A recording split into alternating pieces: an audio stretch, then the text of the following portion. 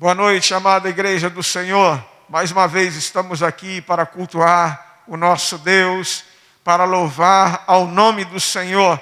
E nós vamos agora estar orando, iniciando esse momento de adoração, de culto, entregando ao Senhor nossa esperança, nossa confiança, a nossa vida ao Senhor. Então vamos orar, queridos. Ore agora uns pelos outros, ore pela igreja, ore por todos aqueles que estão enfermos. Vamos orar e pedir ao Senhor que esteja nos guiando e que Ele receba a nossa adoração esta noite.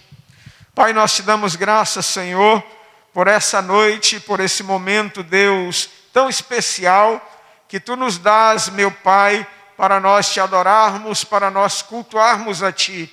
Abençoa a Tua igreja, abençoa os Teus filhos, onde estiverem, Senhor, que a Tua bênção esteja sobre eles, que a Tua paz, Senhor, esteja sobre eles esta noite.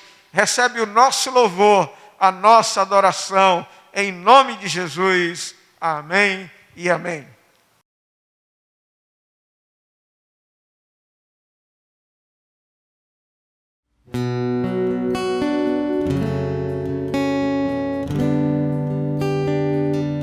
A quem podemos temer, Senhor Jesus? A quem temeremos?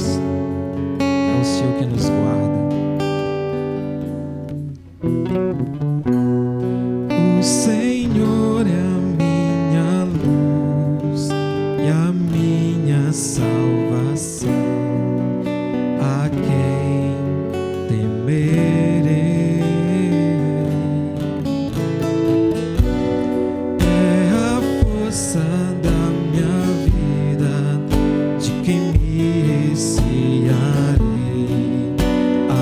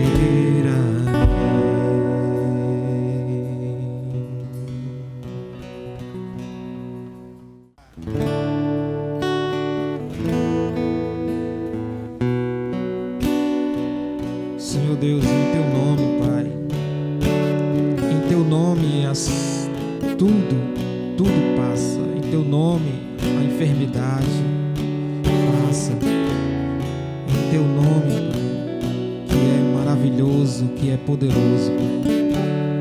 É em Teu nome que estamos aqui, Deus. É em Teu nome, Deus. E o Seu nome é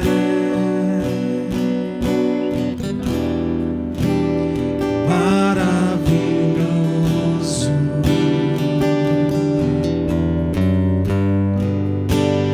Glória ao Príncipe da paz.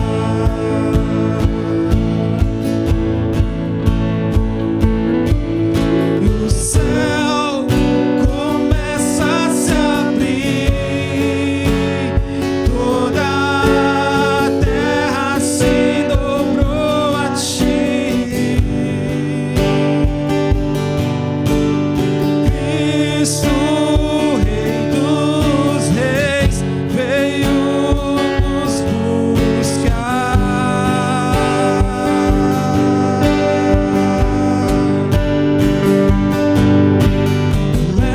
Leva-nos em Tuas mãos, pelas portas da cidade. Na Nova Jerusalém, Tua noiva vai entrar.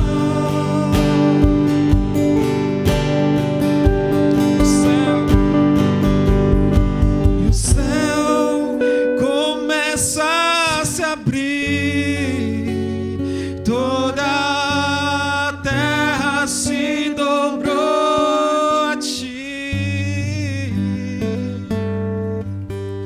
Cristo, Rei dos Reis, veio nos buscar.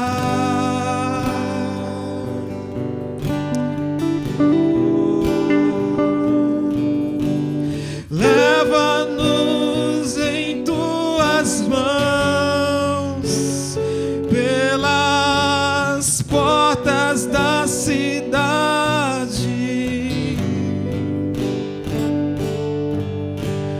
Na Nova Jerusalém,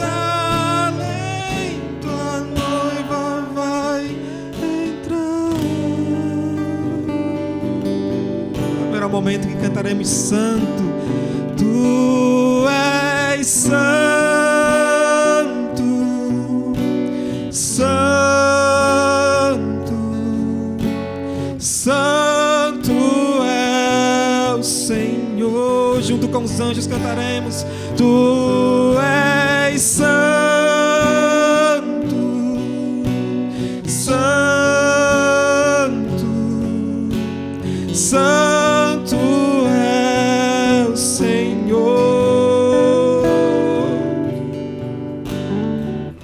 Ninguém me toca como Você.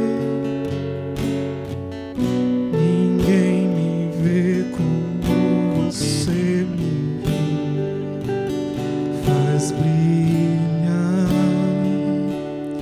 Teu rosto sobre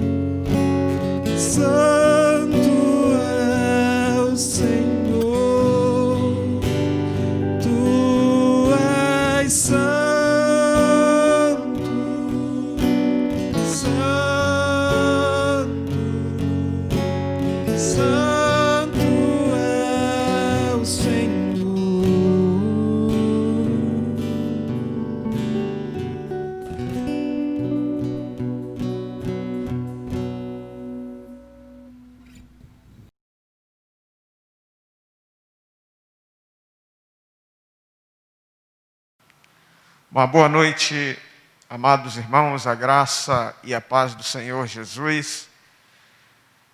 Hoje nós estamos aqui para compartilhar a palavra de Deus. E a palavra de hoje está no Salmo de número 32. Abra a sua Bíblia, Salmo de número 32, o verso 1 ao verso 5. Deus tem uma palavra especial para o teu coração esta noite, neste domingo tão especial que Ele nos dá. Diz assim a palavra do Senhor: Bem-aventurado aquele que tem suas transgressões perdoadas e seus pecados apagados. Como é feliz aquele a quem o Senhor não considera iníquo e em cuja alma não há hipocrisia. Enquanto mantive meus pecados inconfessos, meus ossos se definhavam e minha alma se agitava em angústia, pois dia e noite a tua mão pesava sobre mim, e minhas forças se desvaneceram como a seiva em tempo de seca. Confessei-te o meu pecado, reconhecendo minha iniquidade, e não encobri as minhas culpas. Então declarei: confessarei as minhas transgressões para o Senhor, e tu me perdoastes a culpa dos meus pecados. E tu me perdoastes a culpa dos meus pecados. Então, queridos, a palavra de hoje nós falaremos sobre culpa e graça, sobre a culpa humana e a graça de Deus. E falaremos numa perspectiva bíblica teológica. Sabemos que há muitas outras áreas de humanas, a filosofia, a psicologia, esse tema sobre a culpa é objeto de estudo na psicologia, na filosofia e muitas outras áreas.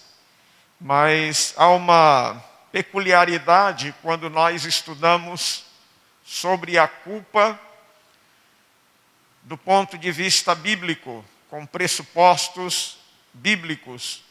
Porque quando nós estudamos desta forma, quando nós tratamos deste tema, deste assunto, numa perspectiva bíblica, nós pressupomos uma antropologia bíblica, que Deus criou o homem. Nós pressupomos que existe Deus, que o homem foi criado por Deus e que o pecado também traz culpa na vida do ser humano. E é nessa perspectiva que nós vamos tratar aqui sobre a culpa, o sentimento de culpa. E o que é o sentimento de culpa? Nós podemos definir assim: o sentimento de culpa é o mal-estar emocional que surge quando reconhecemos que temos errado, ferido ou desapontado a outros e que agora precisamos sofrer as consequências.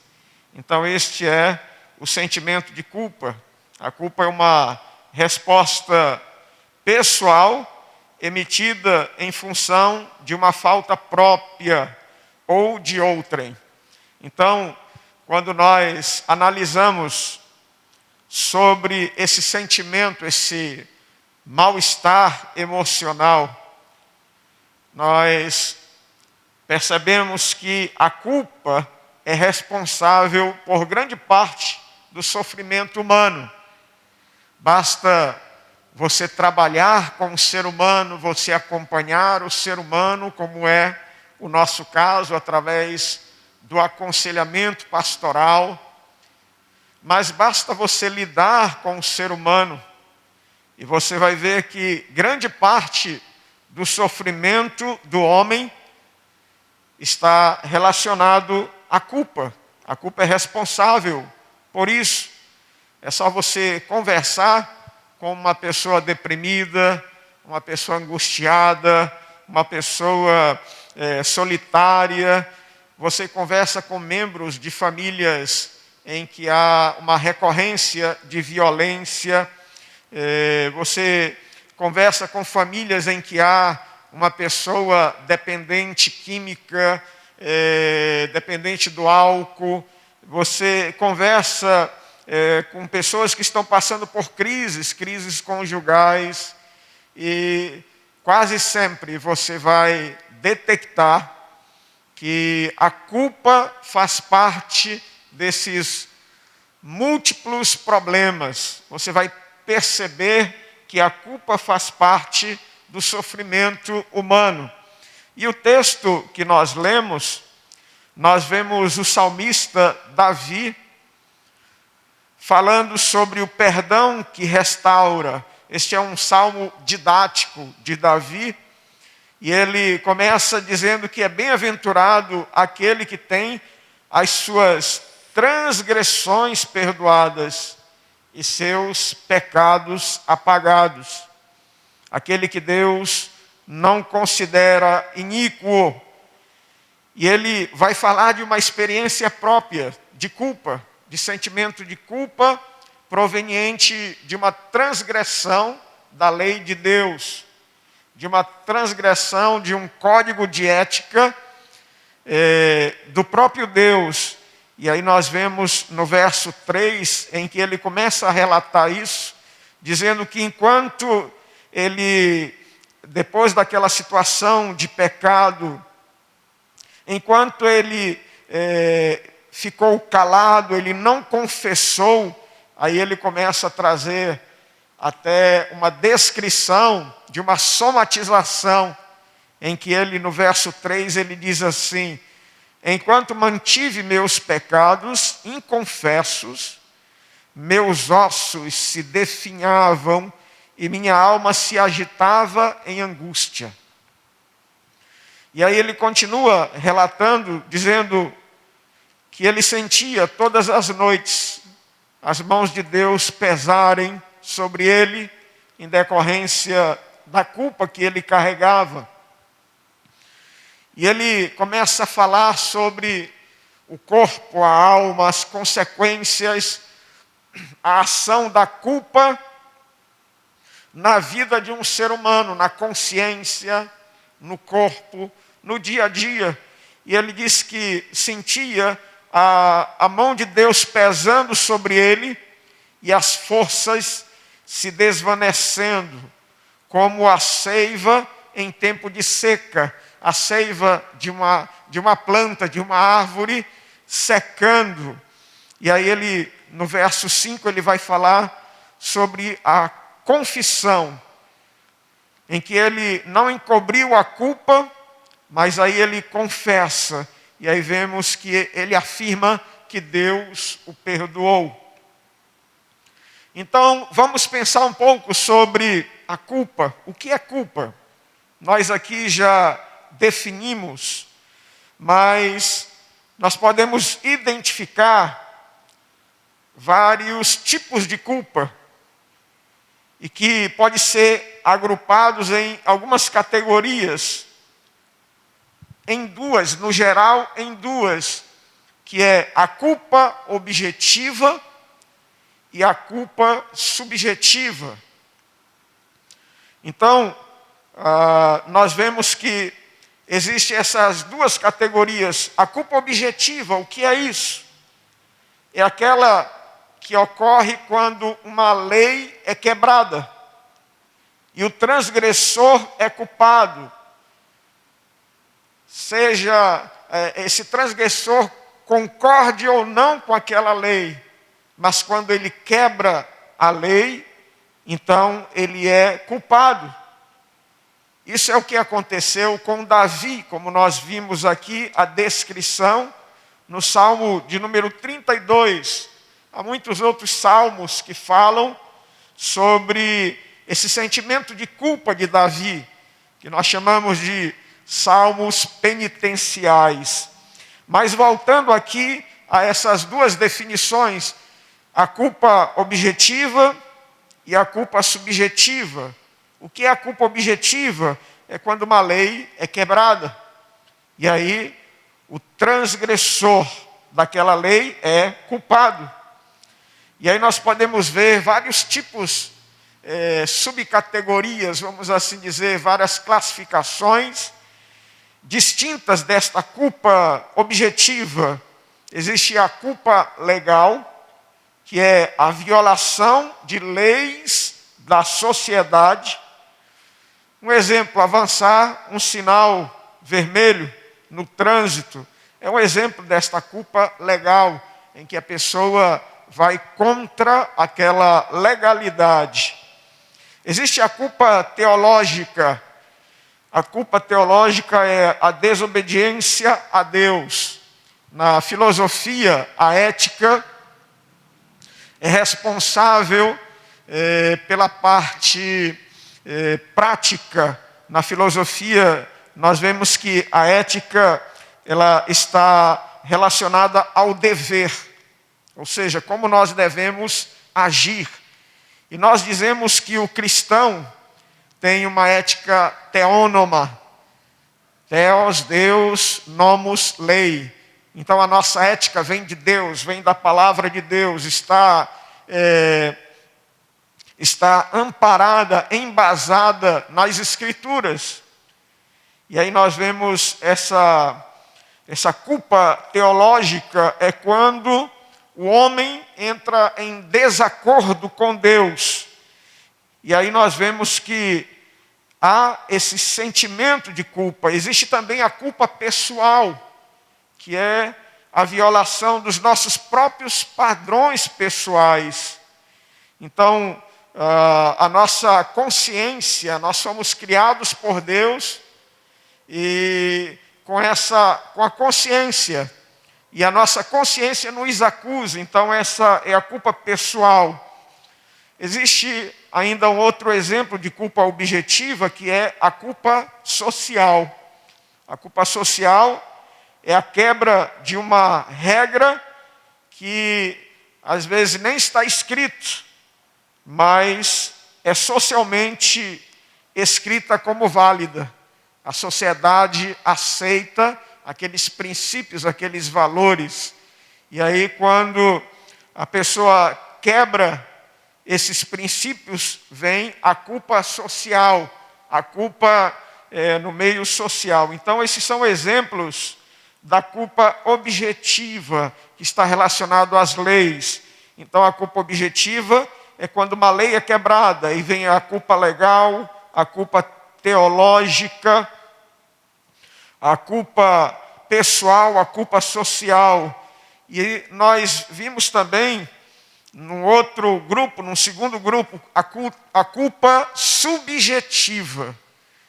O que é a culpa subjetiva? É o sentimento de pesar. É quando a pessoa faz algo que vem um sentimento de pesar, um remorso, uma vergonha, a autocondenação, em que frequentemente nós pensamos sobre nós mesmos e sentimos esse pesar, esse remorso por termos feito algo errado, ou às vezes até por ter deixado de fazer algo certo. Então essa é a culpa subjetiva. E o que nós precisamos aprender à luz das Escrituras é que Deus pode, como diz a palavra do Senhor, que tudo contribui para o bem daqueles que amam a Deus. Então Deus usa muitos caminhos para nos levar ao arrependimento. Algumas pessoas têm uma visão muito errada de Deus, uma visão distorcida de Deus. Mas lá em Romanos, no capítulo 2 e o verso 4, nós vemos o apóstolo dizendo que a bondade de Deus é que te conduz ao arrependimento. Então, na verdade, o propósito de Deus na nossa vida não é que estejamos nesse sentimento de culpa, mas o propósito de Deus na nossa vida é nos levar ao arrependimento. E a bondade de Deus é que nos conduz ao arrependimento. Então, a Bíblia não faz uma distinção de culpa e pecado. Nós não vemos muito essa distinção, porque na Bíblia a palavra pecado é hamartia, que tem o sentido de transgressão. Ao pé da letra hamartia significa errar o alvo. Hamartolos, pecador, pecadora. Então, toda forma de transgressão, de desordem, toda forma de quebrar leis, a Bíblia nos coloca como pecado. Então, uma coisa muito importante na nossa vida, que nós precisamos aprender em relação à culpa, é sobre as consequências dela na nossa vida. Uma delas é a tristeza. E nós precisamos entender biblicamente os conceitos de tristeza e de perdão divino. Então, quando nós examinamos a palavra de Deus, nós vamos ver lá em 2 Coríntios, capítulo 7, o verso 8 ao verso 10. 2 Coríntios, capítulo 7, o verso 8 ao 10, ele nos mostra uma coisa importante sobre a tristeza. E ele diz assim, 2 Coríntios 7, 8 a 10, porquanto, mesmo que você tenha entristecido com a minha carta, não me arrependo, de fato. A princípio me arrependi, pois percebi que aquelas palavras vos entristeceram, ainda que por pouco tempo. Veja o verso 9. Agora, no entanto, me alegro, porque fostes contristados, mas porque o efeito da tristeza vos levou ao arrependimento. Porquanto, segundo a vontade de Deus, é que fostes entristecidos, a fim de que não sofresseis prejuízo algum por nossa causa. A tristeza, conforme o Senhor, não produz remorso, mas sim uma qualidade de arrependimento que conduz à salvação. Porém, a tristeza do mundo traz morte. Então, a Bíblia define muito bem, de uma forma muito precisa, muito eficaz. A Bíblia faz a distinção da tristeza, e ela classifica a tristeza segundo Deus e a tristeza segundo o mundo. A tristeza segundo o mundo traz pesar, traz remorso, traz destruição. A tristeza segundo Deus traz arrependimento. Ela traz arrependimento. Então, o objetivo de Deus na nossa vida, quando nós nos sentimos culpados, é trazer arrependimento. Como nós já vimos aqui, que a bondade de Deus é que te conduz ao arrependimento. Romanos 2,4. Então, quando nós nos sentimos culpados e, proveniente desta culpa, vem a tristeza segundo Deus, podemos dizer que isso é saudável, porque a tristeza, segundo Deus, não vem para nos destruir, ela vem para produzir arrependimento no nosso coração, e com isso trazer o perdão de Deus em relação àquela situação, o perdão divino em relação àquela situação.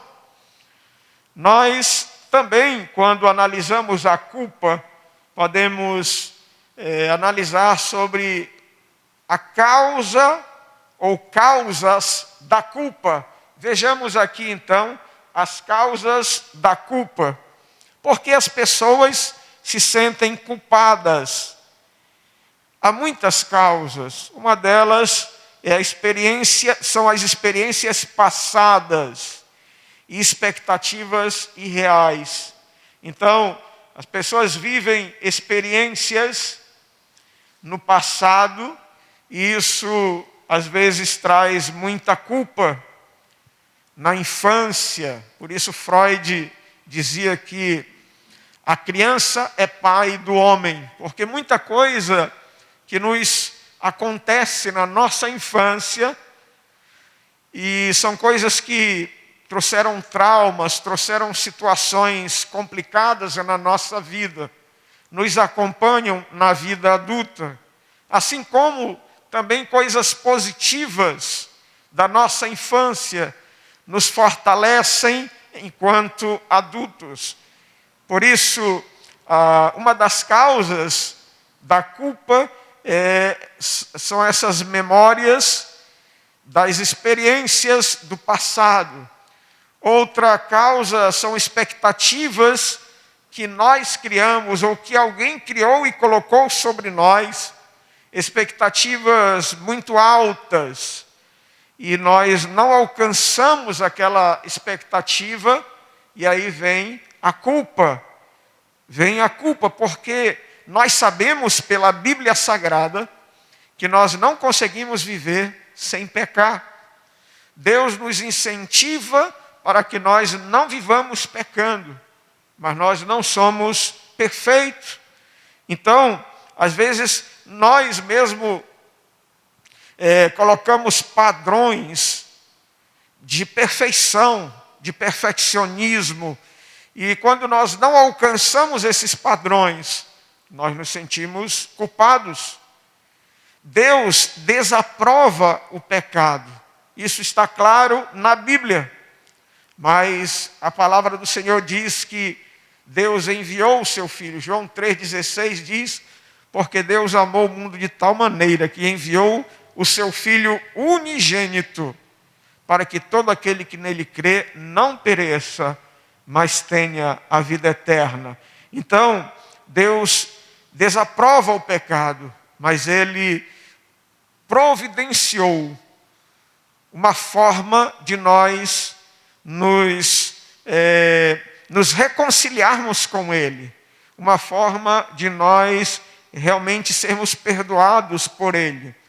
Então, uma outra causa da culpa é a inferioridade e pressão social.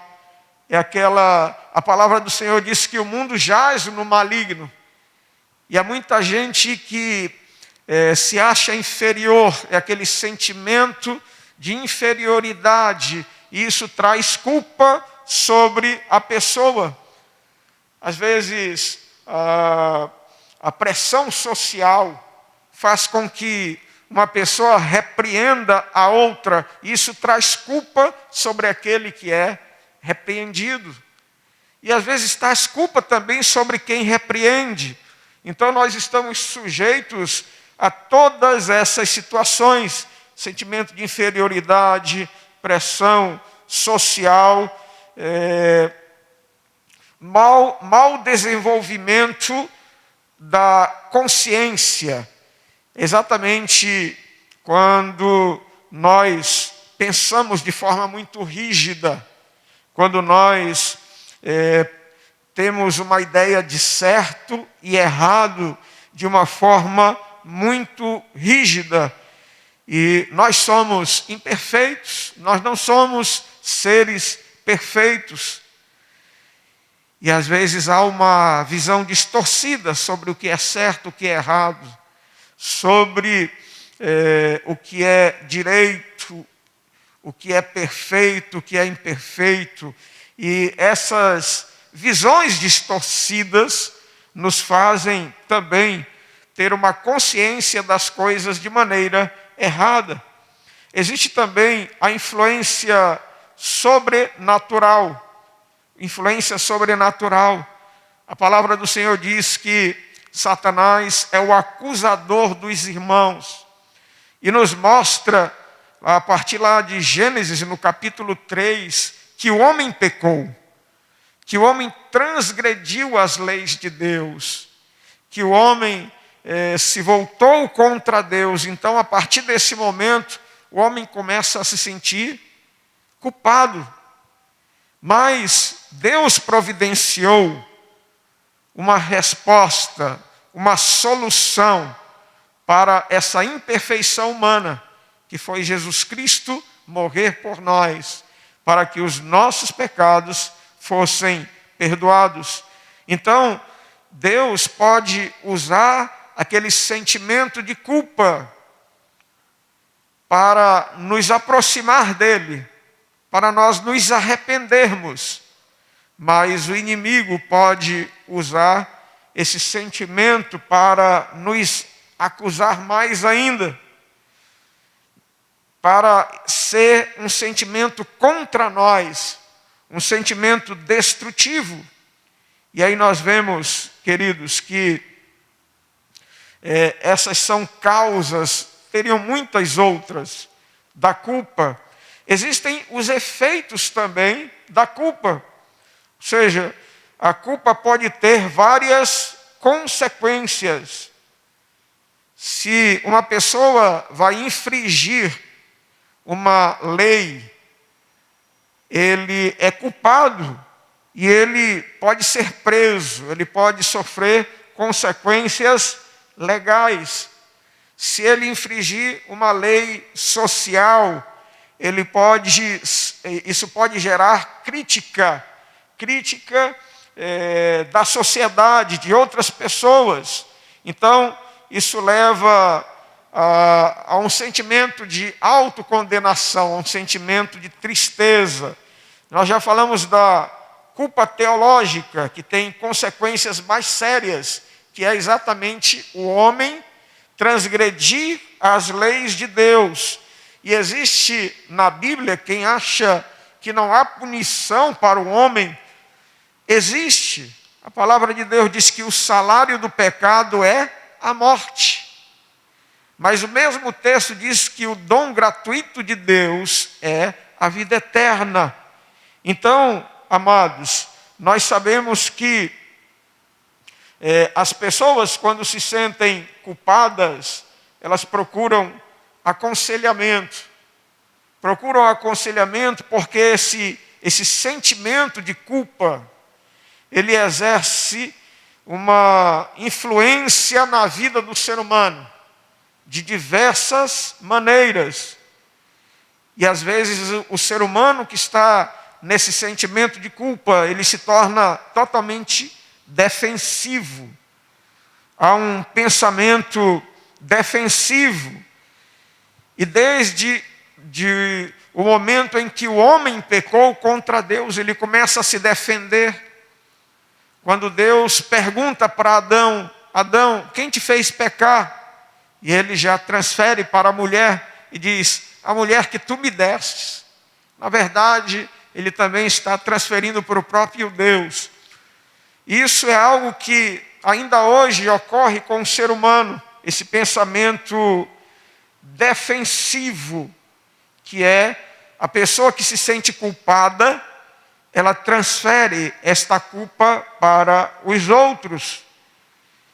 Isso, se a pessoa não chegar a um arrependimento e uma confissão, isso se torna um risco de se tornar um mecanismo na vida da pessoa, ela ficar sempre se defendendo. Existe também as reações de autocondenação. São sentimentos de culpa que geram ansiedade, sentimento de inferioridade, de fraqueza, de baixa autoestima. Tudo isso como consequência da culpa na vida do ser humano. Podemos ver também reações físicas. No texto que nós lemos, o salmista chega a relatar essas reações físicas. Então, nós vemos aqui no Salmo 32, verso 3 e 4, quando o salmista diz: enquanto eu mantive meus pecados inconfessos, veja agora a questão física, meus ossos se definhavam e minha alma se agitava em angústia. Então esse sentimento de culpa pelo pecado trouxe problemas nos ossos, de dores, trouxe angústia sobre a vida dele. E aí quando no verso 4 ele diz: a tua mão pesava sobre mim, e aí ele vai trazer de novo consequências físicas. E minhas forças se desvaneceram como a seiva em tempo de seca. Então veja que há reações físicas. Existe também dor moral. A pessoa que se sente culpada, nós vemos isso, aqueles veteranos de guerra do Vietnã, norte-americanos, que foram e sofrem muito com esses casos em que eles lembravam de situações complicadas, acordavam aterrorizados pelas lembranças, pelo sentimento de culpa, e nós sabemos que isso é dor que a pessoa sente, dor moral. E aí nós podemos pensar sobre a culpa em vários aspectos. No aspecto da psicologia, da filosofia, das ciências humanas, mas o que nós queremos mostrar aqui é qual o tratamento adequado para a culpa. Qual é o tratamento adequado? Nós já mostramos aqui, definimos e falamos sobre algumas causas dessa culpa. Mas eu te convido para que você abra a sua Bíblia em 1 João, capítulo 1, o verso 7 ao verso 9. 1 João, capítulo 1, o verso 7 ao verso 9. Já falamos muito aqui sobre a culpa, mas o que fazer se isso nos atormenta, se isso é algo que traz tristeza, que traz angústia? Nós já vimos aqui que existe a tristeza segundo o mundo, que traz destruição, que leva o homem ao suicídio, que leva o homem à destruição, que leva o homem à morte, que leva o homem a atitudes destrutivas. Mas existe a tristeza segundo Deus, que traz arrependimento, e através do arrependimento, que é produzido pelo Espírito Santo de Deus, a palavra do Senhor diz que o Espírito de Deus na nossa vida, ele vem para trabalhar a consciência do pecado, da justiça e do juízo. E voltando aqui ao nosso texto de 1 João, capítulo 1, verso 7 ao verso 9, que vai nos mostrar o que fazer então, quando nós estamos sendo solapados pelo sentimento de culpa. Aí vem a graça de Deus. Se eu falasse aqui, se eu definisse o que é culpa, as causas, as consequências, e não falasse sobre a graça de Deus, essa mensagem ficaria totalmente incompleta. 1 João 1, 7 a 9 diz assim: se, no entanto, andarmos na luz, como Ele está na luz, temos plena comunhão uns com os outros. E o sangue de Jesus Cristo, seu Filho, nos purifica de quê? De todo pecado. Verso 8. Se declararmos que não temos pecado algum, enganamo-nos a nós mesmos, e a verdade não está em nós. Verso 9. Se confessarmos os nossos pecados, o que acontece? Se confessarmos os nossos pecados, Ele é fiel e justo para nos perdoar de todos.